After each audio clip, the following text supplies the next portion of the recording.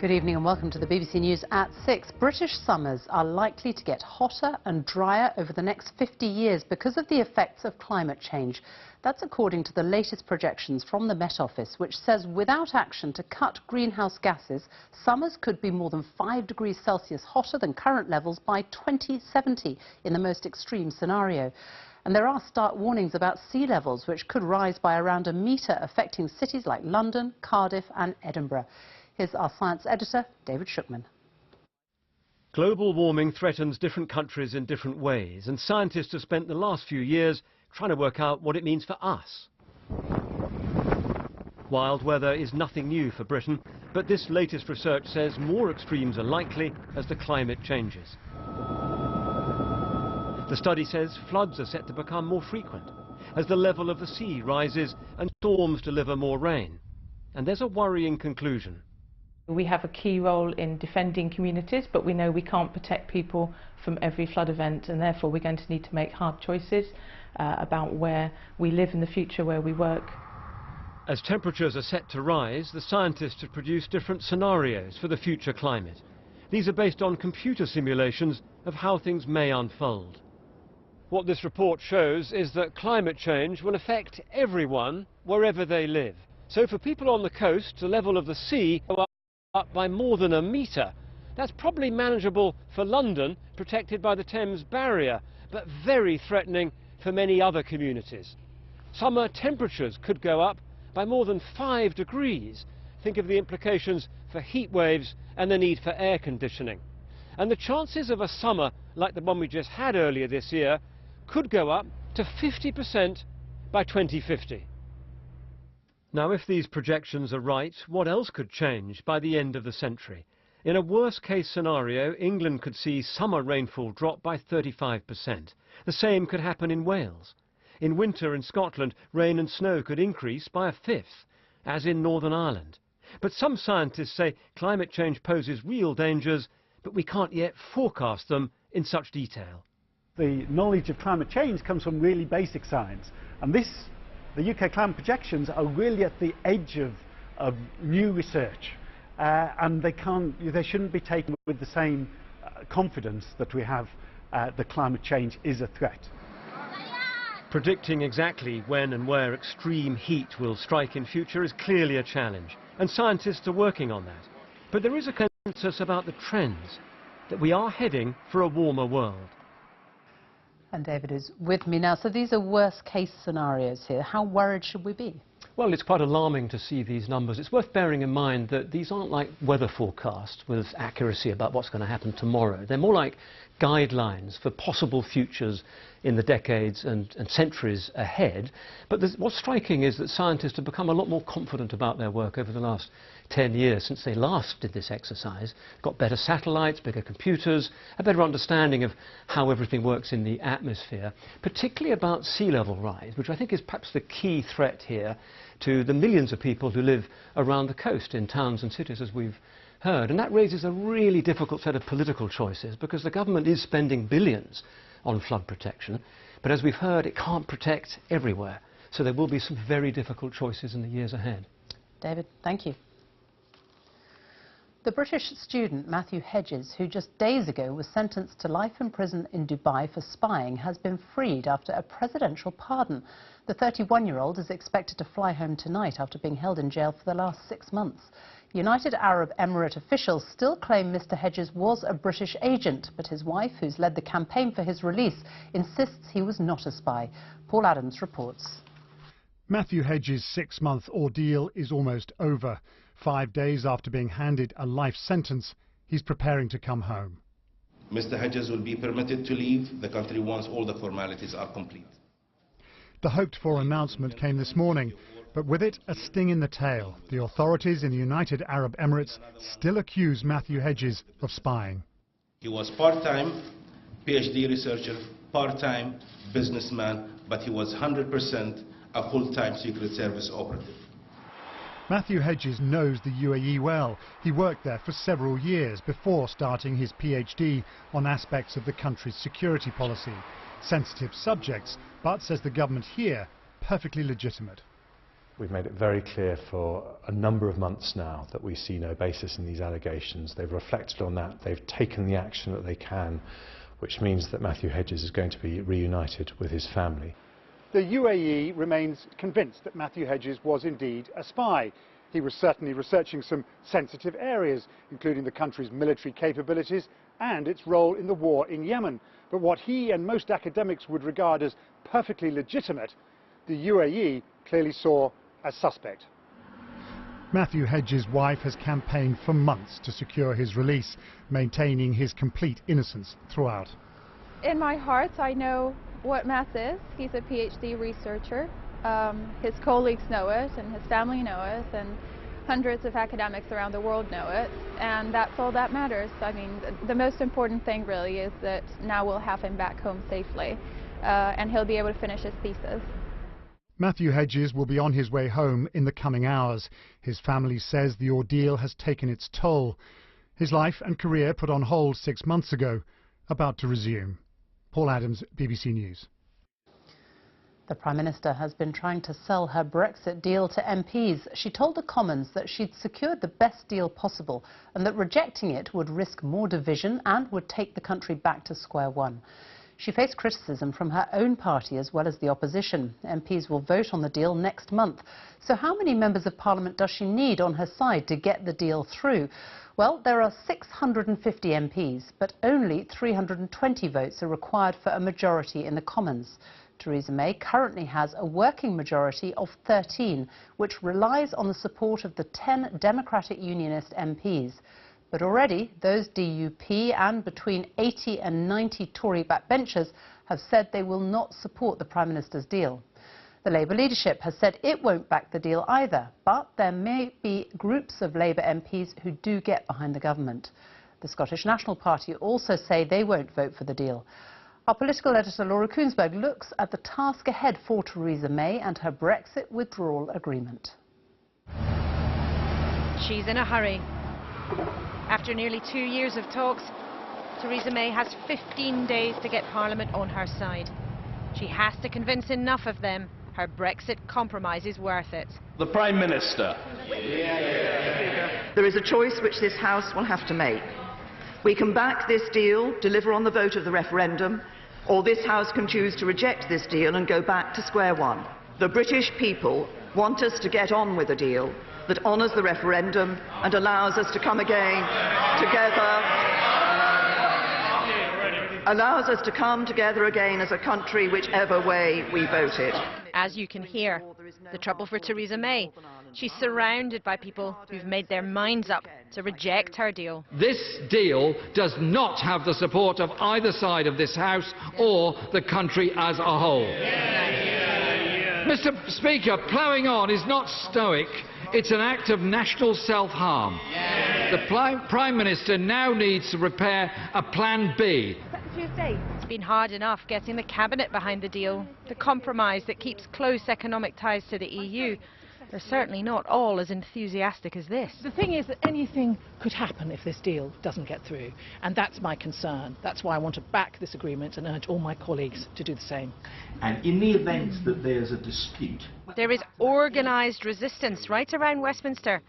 Meet some of the Eurosceptics vowing to vote against. This is not the Brexit deal that the majority of the people voted for. I'm not going to support it. Is there anything the Prime Minister could say to change your mind? Absolutely not. This is a 585-page surrender document. And that's why many, many Conservative MPs will never vote for our country to surrender to anybody. Unfortunately, she's caved in, and that is a sad note on which to begin this debate. But the debate that's got to be had is going to be uncompromising. Do you think there's any chance as a group that this will actually go through Parliament? No, yeah, not a way. No, I think it's highly unlikely. Round the corner, a different group from different parties who will vote against as well. With some familiar faces, they're arguing for another referendum, releasing independent forecasts that suggest we'll be much poorer if we leave. The country has absolutely the right to a final say, and the way to get that is through a people's vote. But Vince Cable, there's no sign at all that Theresa May is listening to your request. It will come to the point that Parliament instructs her. It may come to that. So she doesn't need to change her mind. But I think the overwhelming weight in Parliament is that a deal is no good. It will be voted down. If you think about the future of the country, because people may be bored with the subject, is not the basis upon which we should take a decision like that. Parliament right now is made up of many different flocks. They can move fast, support can shift in moments, but loyalty to Downing Street is in very short supply. And Sophie, talking to MPs in recent days about whether or not they're going to back this deal, has been so striking how dogged, how dug in people seem to be against this deal on all sides in Parliament. It seems sometimes that Number 10 is trying to pour a gallon into a pint pot, so impossible the task seems. But we all know how fast politics moves now in this country, 1,000 miles an hour it seems sometimes. Only this time last week the Prime Minister was trying to fight off a challenge to her leadership that never actually materialised. So things are not as certain as they may seem tonight here in Westminster. We know now when the vote will be on Tuesday the 11th of December, but frankly we won't know until that day the if of whether it can pass. Laura, thank you. The United States has described Russia's seizure of 3 Ukrainian Navy ships as an outrageous violation of sovereign territory. The ships were sailing off the coast of Crimea, Ukrainian territory, which was annexed by Moscow 4 years ago. Russia insists the boats had entered its waters illegally. The Ukraine Parliament is considering a proposal to declare martial law. An inquest into the death of the former Welsh Government Minister Carl Sargent has heard that he left a note for his family apologising for letting them down. Mr Sargent, who'd been sacked following accusations of sexual misconduct, was found dead at his home in North Wales last November. Our Wales correspondent Sian Lloyd reports. Carl Sargent was a well-known figure in the Welsh Assembly. His death last year left his family grief-stricken and sent shockwaves through the Welsh political establishment in Cardiff Bay. His body was found at his family home 4 days after he'd been sacked from his post and suspended from the Welsh Labour Party amid allegations of sexual misconduct which he denied. Walking arm in arm, Mr Sargent's wife Bernie and son Jack came to his inquest today, where the note that she'd found close to her husband's body was read to the court. Directed to family and friends, it said, "I have let you down badly. You deserve none of this adverse publicity because of my act. I have failed you. That aside, I love you more than you'll ever know, and I'm sorry I've taken the easy way out. Please forgive me. I love you, Carl." The inquest heard that Carl Sargent had suffered from depression and had been prescribed medication on a number of occasions. A former colleague, Leighton Andrews, said he was concerned about the impact that TV interviews given by the Welsh First Minister Cadwyn Jones about the alleged complaints had on his state of mind. He considered it to be irresponsible. The coroner reminded Mr Andrews that was his opinion, and the inquest will hear from the First Minister Cadwyn Jones later in the week. Sian Lloyd, BBC News, Rhuthun. The time is 6:15, our top story this evening. The Met Office issues a stark warning for the UK if greenhouse gases aren't cut, with hotter summers, wetter winters and rising sea levels by 2070. And later we'll be live at NASA Mission Control in Pasadena as the team waits anxiously to see if their space will make it safely onto the surface of Mars in the next 2 hours. And coming up on Sports Day in the next 15 minutes on BBC News, some big boots to fill. Andy Farrell will replace Joe Schmidt as Ireland head coach after next year's World Cup.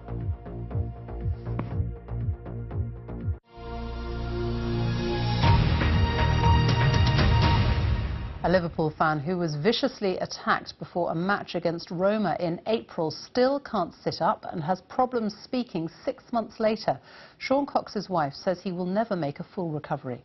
The 53-year-old from County Meath in Ireland was injured as he and his brother made their way to the stadium. Our sports editor Dan Roan spoke to his wife Martina Cox and has this report. They were the scenes that shaped football. Crowd disturbances outside Anfield in April. The violence, which overshadowed Liverpool's Champions League semi-final against Roma, resulted in one man fighting for his life. Sean Cox, the victim of an attack that left the Irish father of 3 with severe brain injuries. At her home just outside Dublin, his wife Martina told me just how tough the last 7 months had been. Sean went to a match in April and he never came home. I miss Sean, the children miss their dad. You know, everyday life has completely changed. I mean, it was horrific looking at him, absolutely horrific. You know, your husband just sitting there, lying there lifeless. I mean, it was also senseless, you know. Having been brought out of a medically induced coma, Sean is now being treated in a local rehab centre. He can't sit up on his own, you know, he can't talk. There are certain words, and there are more words coming since he started to eat. That does help, but it's a very, very long, slow process. He's not going to make a full recovery, you know. They say you don't get back the same person, and we know that. But the only way that he will reach his maximum potential is if he gets the therapies that he needs. Liverpool's fans have led the fundraising efforts for Sean's future medical care. Roma have donated £130,000, with Liverpool's manager Jurgen Klopp also making a contribution of his own. The fans have been absolutely amazing, you know, even when we stayed in Liverpool, like, you know, the letters, you know, people wanting to drive us around in their taxis, not charging us. The attack on Sean Cox led to support across the game, support that he and his family still need as they continue to deal with its devastating impact. Dan Rowan, BBC News, Dunboyne. Questions are being asked about the future of England's worst performing mental health trust, Norfolk and Suffolk NHS Foundation Trust, after growing concern about the number of patients dying unexpectedly, including suicides and neglect. It's the only mental health trust to have been placed in special measures, and it's thought later this week it could fail an inspection for a third time. Our health correspondent Sophie Hutchinson has been investigating. And why is it in so much trouble then? Well, the Norfolk and Suffolk Mental Health Trust has been in very serious trouble for a number of years now. It's been rated inadequate for patient safety and also leadership. It was formed back in 2012 following a merger, and it faced deep cuts of around 20%. It redesigned its services, and since then it has lost 51 permanent doctors. That's a quarter of the doctors at the trust. 163 nurses, permanent nurses that is. That's about 1 in 8. And the trust's most recent annual report shows that 50% more patients are dying unexpectedly. Now, families have told us again and again about their desperation trying to access urgent services, saying things like crisis lines just go to voicemail, and saying that patients have lost their lives. All the signs suggest that the trust has not improved and that it is about to fail a further inspection report. If that has happened, and we can't say for sure, but then very serious questions will be asked about the future of this mental health trust and whether in fact it should be shut down. Now, it's only happened twice before. Viewers may remember the Mid Staffordshire NHS Trust. It's unprecedented for a mental health trust, and just to reassure patients, services would continue, but they would be moved under the control of a different part of the NHS. Sophie, thank you. Hundreds of people have attended a candlelit vigil for a teenager from Coventry who was stabbed to death on Saturday night. 16-year-old Jayden James, known as JJ, died from his injuries in hospital. Police say this year alone there have been more than 280 incidents of knife crime in Coventry. From there, Seema Katecha reports. Jayden James had just turned 16, described by his family as sweet, caring, funny. Last night, a candlelit vigil to remember him. His family say they're heartbroken after Jayden, known as JJ, was stabbed to death in Coventry. He had the biggest heart. He was shy, he'd never take any photos, he'd always have his hand over his face. He'd never do anything to harm anybody. And I don't even know what to say. I don't believe that he's gone, but... The attack happened on Saturday night while Jayden was out with friends. His grandfather says the teenager had gone out to get some food. The two friends were seriously injured and remain in hospital. It's really sad, isn't it, that, you know, whenever we have any violent crime or anything involving a child or young person, the conjecture starts around gangs and postcodes. What we won't do is sort of fuel that conjecture. Every single line of inquiry will be focused on, will be driven, but what we won't do is jump to any conclusions at this stage. It happened just before midnight in this area of Woodend, a deprived part of this city. Police say there have been 284 knife crimes in Coventry this year alone. Knife crime in the West Midlands is at its highest level since 2011. The region has the highest rate of knife offences in the country after London. Now another life lost too soon in the most brutal of circumstances. Seema Katecha, BBC News, Coventry. A look at some of today's other stories now. And a convicted paedophile declined to continue giving evidence in court today during his cross-examination. Russell Bishop is on trial for the second time for killing Nicola Fellows and Karen Hadaway in light of new forensic evidence. The friends were sexually assaulted and strangled in Brighton in 1986. Mr. Bishop denies the charges. The trial continues. A court has heard that a feud between two rival gangs in the northwest of England led to the deaths of two men. 55-year-old Paul Massey was gunned down in 2015 and his friend and associate, 53-year-old John Kinsella, was shot dead in May this year. On BBC News at about 8 o'clock this evening. Time now for a look at the weather. Chris Fawkes is here with all the latest. Hello. Hi Sophie. Well, the weather was quite chilly today, but it was also very quiet and still. Many of us had a cloudy day, but there was some sunshine coming through over the Cumbrian Lakes earlier on. Beautiful Weather Watch picture sent to us earlier. That was the quiet before the storm. The storms in question are lining up in the Atlantic, set to bring us a big change to our weather conditions. It is going to turn much milder, but also wet and windy weather on the way for the next few days. Tonight, well, a few showers coming and going near to the east coast of England and Scotland and over the hills of eastern Scotland. Could be a bit of winteriness in some of these for a time. Quite a bit of cloud and a cold night, temperatures down into low single figures, but where the cloud breaks for any length of time, we could be looking at some frost and maybe one or two icy stretches as well. Tuesday, well, first signs of this change in the weather comes into southwest England across Wales and Northern Ireland. A band of rain works in here. Notice the winds turn around to a southwesterly direction through the afternoon. That brings us the milder weather. 12 degrees in Plymouth, but ahead of our weather front, we're into the same cold air that we've had today. So the weather's going to feel quite similar. A few sunny spells, a few showers for eastern parts of Scotland. Now, looking at the charts for the middle part of the week, low pressure's firmly in charge, tightly packed isobars targeting the UK. It is going to be a windy day. Those gusts of wind could reach around 70 miles an hour around exposed coast and hills in the west. We could see some disruption then from those winds. Also, some heavy rain moves across Northern Ireland into Scotland. Again, that could cause a few issues. But the southwesterly winds will also be dragging in some very mild air. So as we go through to Friday afternoon, look at these temperatures. We're up to 15 degrees in Belfast and also London as well. Now, there may well be another bout of windy weather moving in through Wednesday night and into Thursday. We'll keep a close eye on that, but for some of us, the weather certainly not just mild over the next few days, but it could turn out to be pretty wild as well. Sophie. Chris, thank you.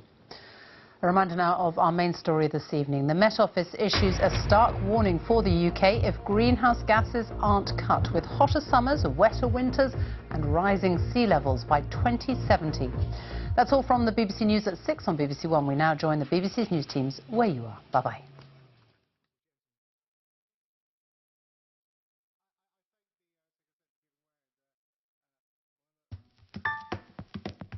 Stories set to shape the news agenda.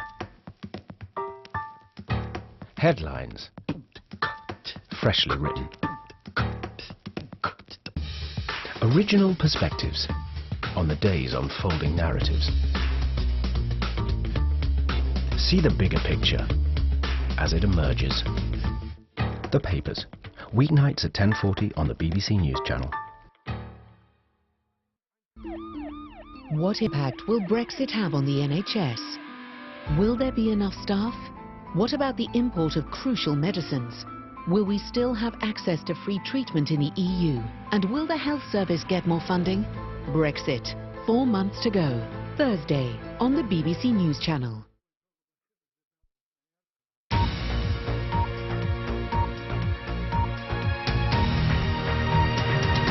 Hello, this is BBC News. I'm Martine Croxall. The headlines. British summers could be 5 degrees hotter by 2070 if greenhouse gas emissions aren't cut, according to new Met Office projections. Pardoned and freed by the United Arab Emirates, the British academic Matthew Hedges, who'd been sentenced to life in prison for spying. After getting her deal signed off by the EU's 27 member states yesterday, Theresa May is in the House of Commons today, persuading MPs to back it. Ukraine's parliament is considering declaring martial law after Russia seized 3 of its Navy ships in a move the United States called an outrageous violation of sovereign territory. The first spacecraft designed to study the internal structure of Mars is set to attempt a difficult landing on the planet tonight.